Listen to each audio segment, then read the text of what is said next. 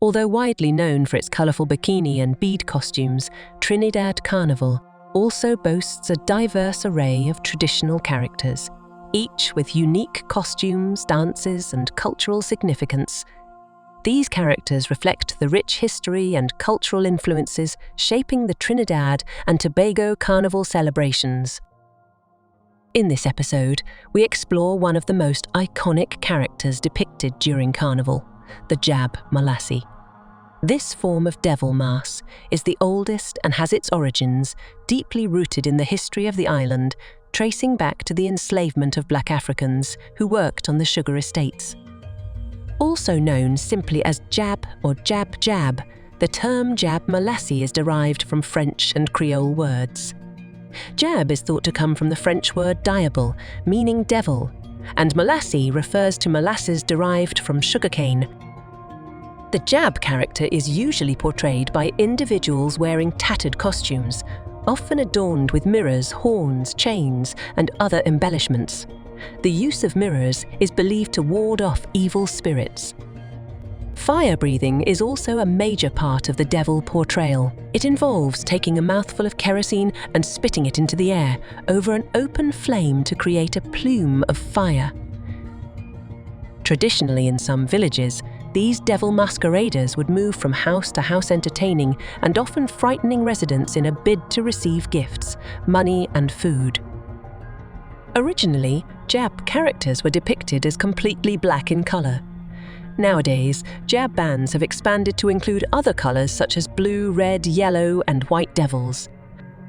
Legend has it that the concept of blue devils comes from the tale of Archangel St. Michael, who was commanded by God to expel Satan from heaven. It is said that St. Michael disguised himself as a devil, but took on a celestial blue colour in order to ridicule and drive the devil away. The history of Jab Molassie can be traced to the traditions of sugarcane farming, particularly the practice of burning the cane fields to facilitate harvesting. The processions that occurred during the burning of cane fields were referred to as canboulay, from the French word cambrûler meaning the burning of the cane. Before emancipation, whenever a fire broke out in the cane fields, slaves were gathered and led to the location to control the fire. Conch shells were used to signal the other estates in the area, and slave drivers cracked their whips marching the enslaved to the burning crop. After their emancipation, formerly enslaved people continued the canboulay tradition of putting out cane field fires. This time, they used a variety of costumes in their processions to mock their former masters. Over time, many have come to attribute Jab Molassie to be the interpretation of a devil. However, it is widely believed that the Jab Molassie is an Afro-Caribbean depiction of the Nigerian Orisha deity, Esu, who was known as the trickster in the Yoruba pantheon. During slavery, practicing African religious activities such as abiya were seen as demonic. Jab Molassie was the way slave owners portrayed the devils that they believed the Africans were. It is also said that Jab Molassie was a way for slaves to depict former slave masters as the devils they were for committing demonic acts of slavery.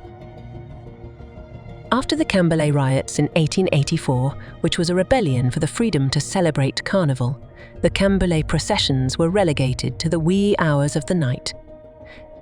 This was the beginning of modern-day Javet, derived from the French phrase jour au veille, which translates to the opening of the day. Jab Molassie is still portrayed as an expression of freedom that embodies the history of West Africa and confronts the atrocities of slavery. This art form originated from the oppression of Afro-Caribbean people and continues to convey the message of resistance even today. If you enjoyed this video, please hit like and subscribe to the channel, and don't forget to click the notification bell to get updated when we add new content.